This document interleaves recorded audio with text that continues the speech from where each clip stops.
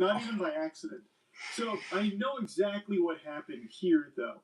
He saw one video, the old viral video of that Shaolin monk who was taunting his opponent in a fight, where he put his head down and was just taking every blow right on the chin. Like, he was just eating every fucking blow like it was cereal. So that's the video he saw, and he thought that must have been true for all Shaolin monks, I think. That's the only explanation I can think of. Like, and I'm giving him a lot of charitability here with my interpretation of this statement, because I think also equally likely is he's just straight up lying, just actually talking out of his fucking butthole. But I think there's a chance he saw that video of the Shaolin monk in the boxing ring where he's getting hit in the head a lot. Talking out of his literally butthole. Taunting the guy. He's like, oh, that's how Shaolin monks fight. Must be those microfractions. Yo, what's good? They must train with that. So now he's spouting it off here on the podcast. What's good, boys? But I don't know why he thinks that. He could have just looked it up for like 2 seconds. Like, Shaolin monks don't just fight with their head for blocking.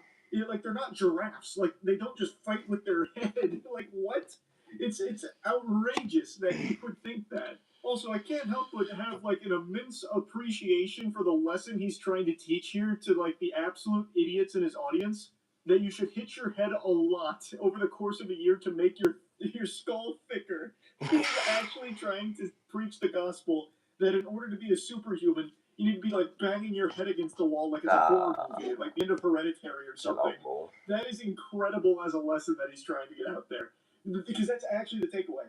He is literally talking from, like, if you want to unlock the superhuman X-Men gene, you're going to have to start hitting your shins with a hammer and damaging your skull so that way it'll get thicker and stronger and more dense. You ever heard of Shaolin monks and microfractions?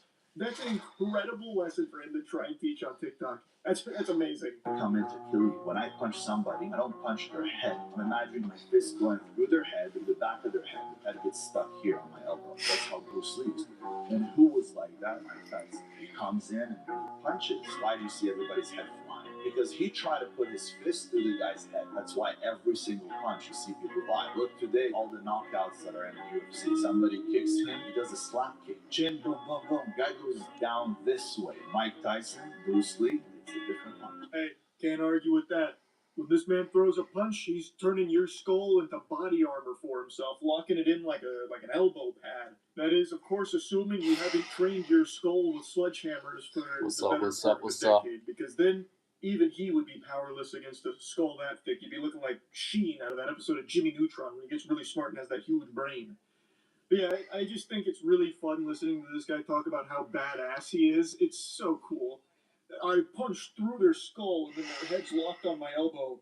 I end up looking like I'm out of Mad Max. I adorn my body with decorations of viscera and body parts. It's so fucking good. Belgian horses are the biggest and the strongest horses in the world. Each one could pull 12,000 pounds. If the two of them are put together, how much weight could they pull? Together, they're pulling 24,000 right there. By math, if you do it right, they're pulling 24,000. When you put two alpha males, Belgian horses, together, they could pull 36,000 pounds. Math can never calculate the potential of an alpha.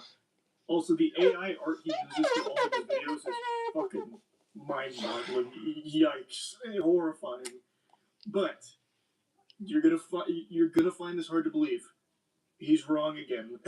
So, this is actually something a lot of other influencer alpha males mention about the Belgian horses as an example of how strong brotherhood can be. They're able to punch way above their weight class, beyond what you would expect given, the numbers here. And it all stems from something called entree leadership from someone named Dave Ramsey, who gave this Belgian horse example when it comes to synergy.